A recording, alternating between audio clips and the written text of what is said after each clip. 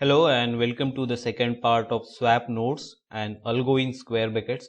I don't know why they use square. They should have gone for simple brackets, or maybe they were giving us the hint to use array. So let's move ahead with the problem. In the last video we discussed by a basic binary tree in order, pre-order, post-order. After that we discussed binary breadth first search and depth first search, and we are using breadth first search. We saw how we use queue, level, count variables in order our favor. Then we saw how BFS work. We visit the node, then we visit left node, then right node. After that we saw how to print the array using in order transversal. We saw it how we are doing using recursion. So in this particular problem we will focus mainly on two things. First, how the input is being taken, and how output will be given, that is writing code. So first, if we see the things, that is input constraint and the given input, the first term, that is n, it is in the range of 1 to 1024. So it represents number of nodes, and for each number of nodes you will given two values, that is a and b.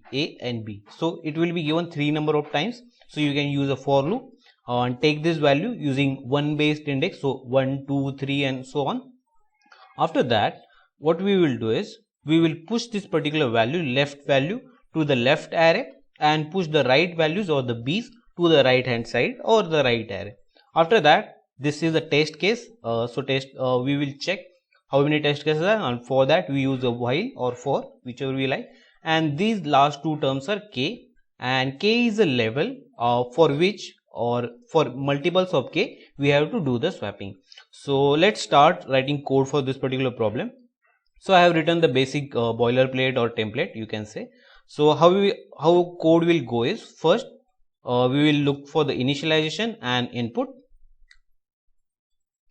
After taking input, we will focus on tree creation and swapping,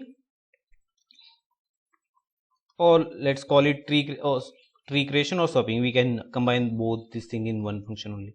After tree creation and swapping, we will focus on printing in order transversal. So this will be a flow. So let's start. First thing first, let's start declaring variables. So first it will be n. So we will take input for n. So this will be number of nodes, and for each number of node there will be 1024 values possible. So I need to declare arrays as well. So what we can do is, let's go with the for loop, and int I is equal to not 0. We are starting with one based index, and I have explained why we are doing this. So it will be is equal to n I plus plus, and here there will be two inputs, a and b. So again initialization a, initializing b. After this we will be required to have two arrays. So it will be left array, it have a size of 1024. Similarly we will have a right array. Let's call it right array 1024. Okay.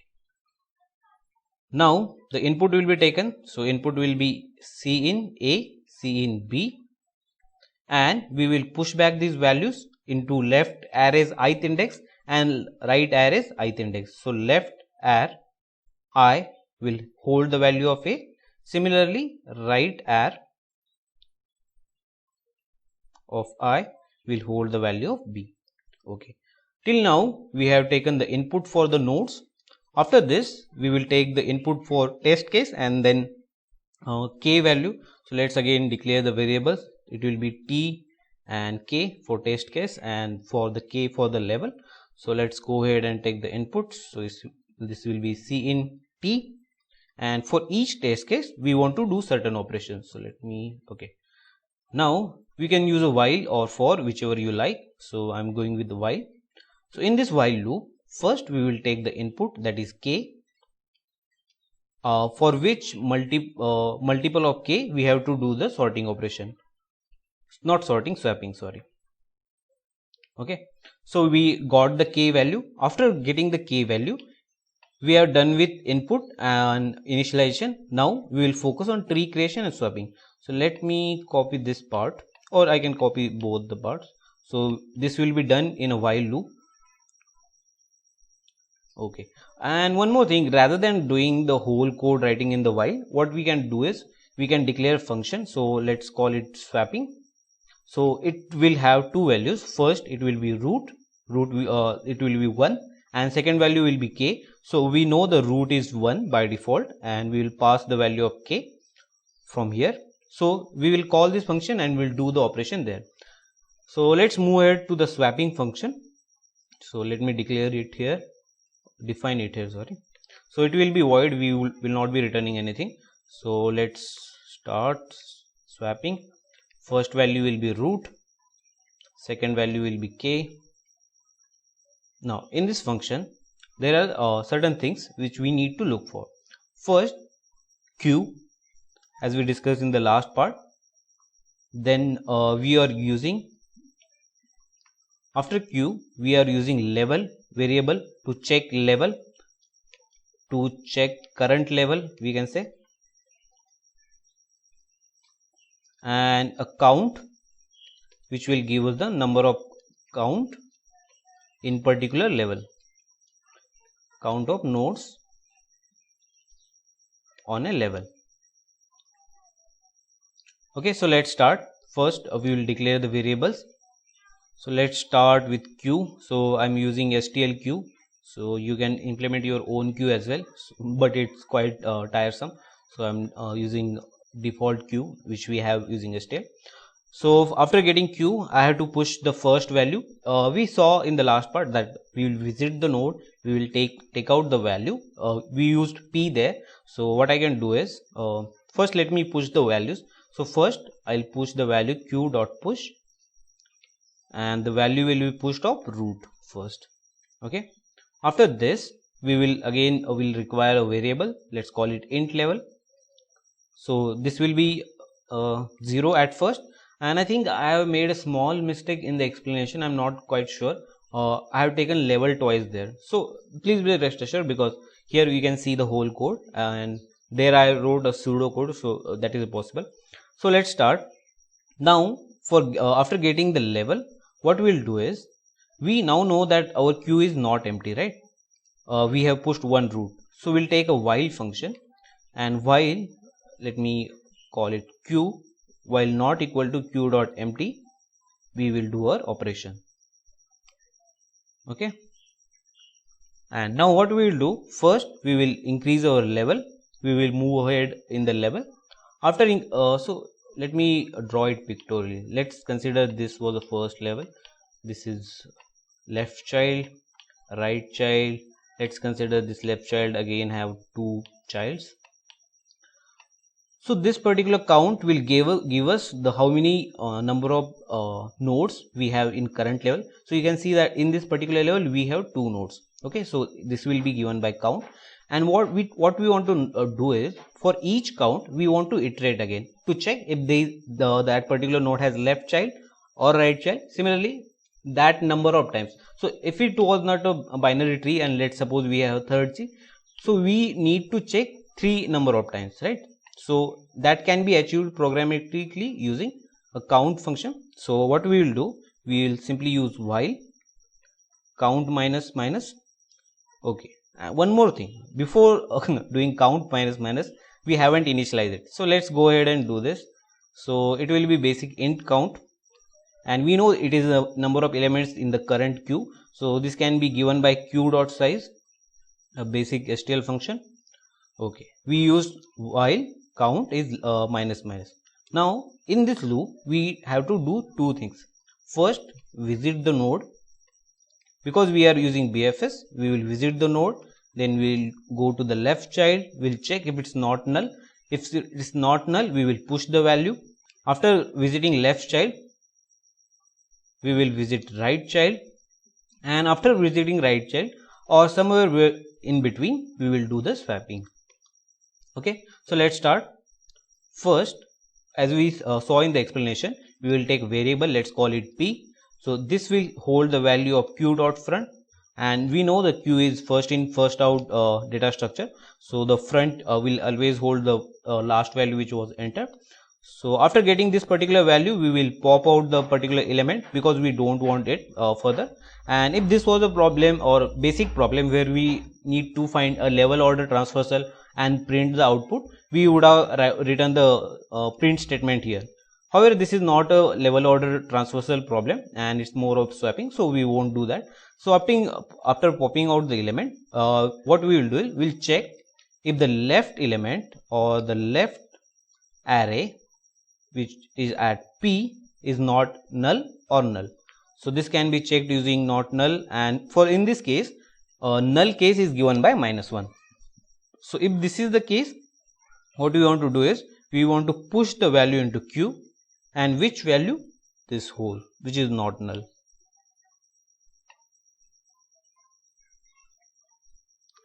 Okay, similarly we will do the same operation for right. So let me just copy and replace left with right. So this will be right, again right. Okay, now I have encountered or I have seen one mistake. I know if you have guys caught it or not. What I did is I declared my arrays here, however I used in the above function and I haven't passed it. Okay, there are two ways what I can do. Either I can declare them globally or I can pass through the function. So rather than passing passing through function, I'll declare them globally. So I'll declare it here. After this, we have done the breadth first search, and now we need to do the swapping. So let's do the swapping. How swapping will work is, first what we will check is level, that is the current level. We will check if it's multiple of k, and this can be done using mod function. We'll check if level mod k is equal to 0. If that is the case, we want to swap two elements. Which are the two elements? Left array p element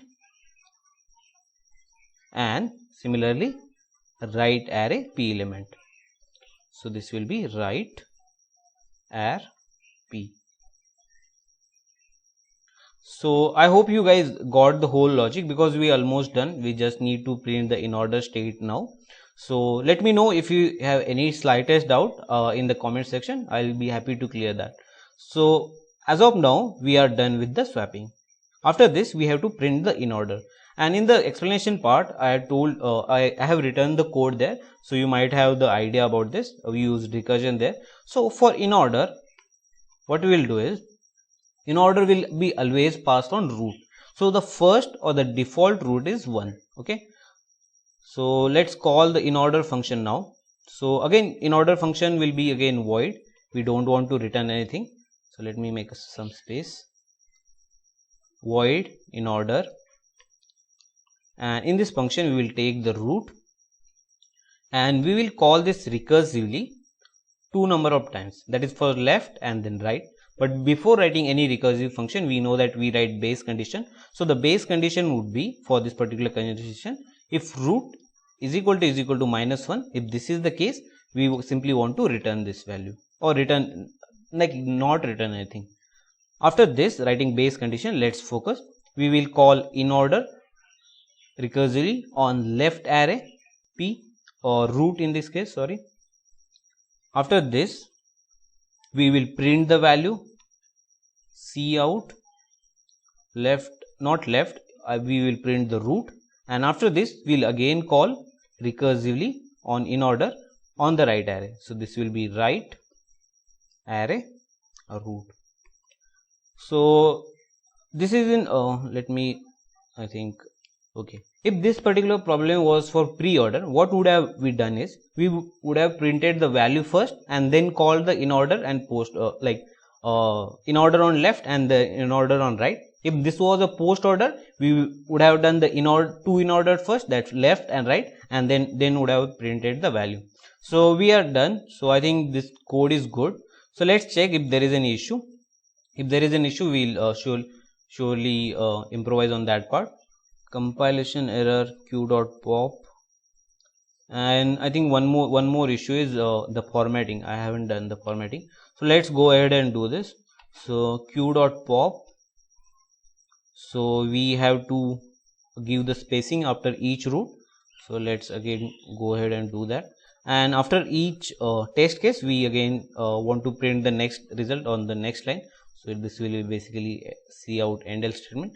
So in the boilerplate, I haven't written the simple bracket, and one more semicolon here which I missed. So this should be last. So let's check if this works or not. It works for the basic test cases. Let's check for the hidden test cases. And if you are someone who is trying to solve all the problems from HackerRank interview preparation kit playlist, do check other videos and let me know how you feel about this video. If there is any suggestion or constructive criticism, do let me know so I can improve on my part. And thank you for watching. Have a great rest of the day.